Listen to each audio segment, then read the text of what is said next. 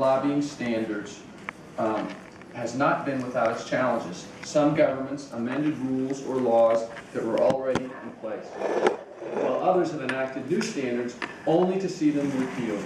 Some countries have had to wage complex, lengthy struggles to secure approval for legislation on lobbying, sometimes having to overcome significant legislative hurdles.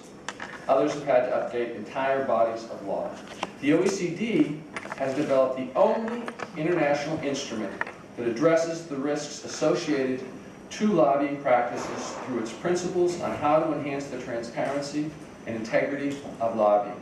These principles were adopted in 2010 by OECD countries, and following an initial implementation period of 3 years, we have just finalized a major stock-taking and benchmarking study to assess progress made by countries in implementing the principles. The report that resulted from the study has been adopted by the OECD Council at its last meeting on 12 March, and we're pleased to present here a preliminary copy of the report, which is in front of you.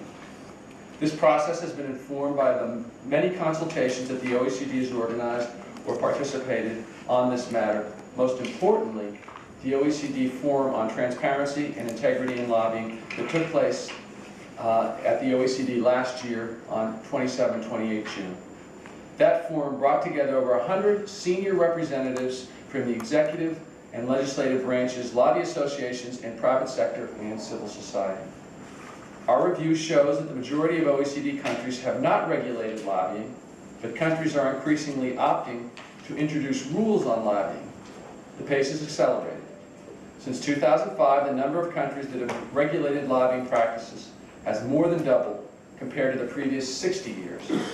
Yet, those that have developed regulations have done so in a reactive manner, usually in response to scandals, without proper consideration of the concerns and risks present in a particular country. Reactive regulation sometimes overshoots the mark, with countries disproportionately addressing concerns and administrative costs outweighing the potential benefits. Also, the review showed that countries are struggling with promoting the compliance and enforcement of lobbying regulations. The challenge now is how to make the regulations in place as effective as possible. Regulating lobbying, as well as enforcing that regulation, is not without its costs. Moving forward, it is therefore essential to collect more data on costs and benefits for governments and lobbyists to determine whether measures taken meet their intended objectives of increased transparency and integrity, or if money could be better spent elsewhere. Globalization and increasing interdependency between countries is resulting in more transnational lobbying strategies and practices.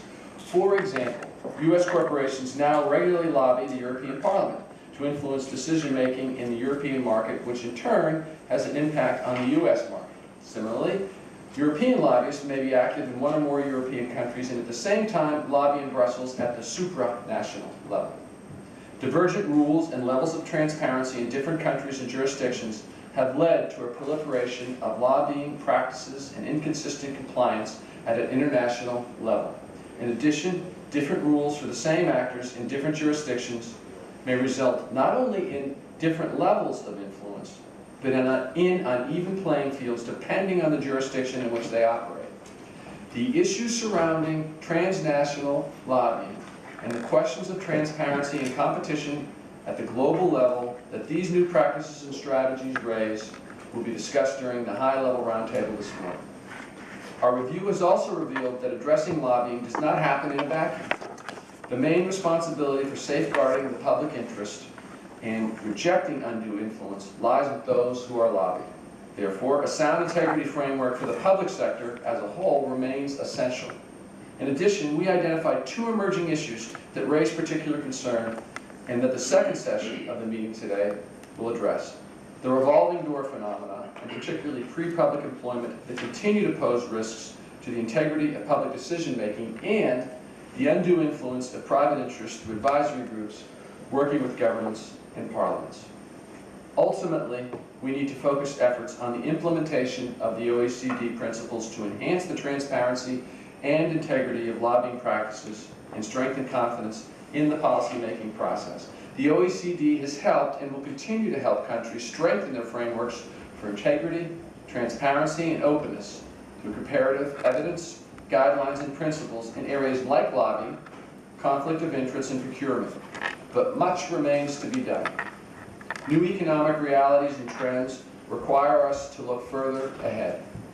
We are committed to continuously adapt our knowledge to remain relevant and to advance better policies in areas such as conflict of interest, political financing, and citizen engagement. The OECD is committed to respond to this call. We are pursuing a bold agenda to help countries invest in trust through transparency, openness, integrity, and inclusiveness. This agenda will strengthen the credibility of the formal institutions involved in policymaking and the processes by which informed decisions are made. This seminar is an opportunity to engage in a forward-looking policy discussion on the role of lobbying as an essential pillar of open, informed, and inclusive public decision-making. Thank you very much, and I hope you have a very good and productive session.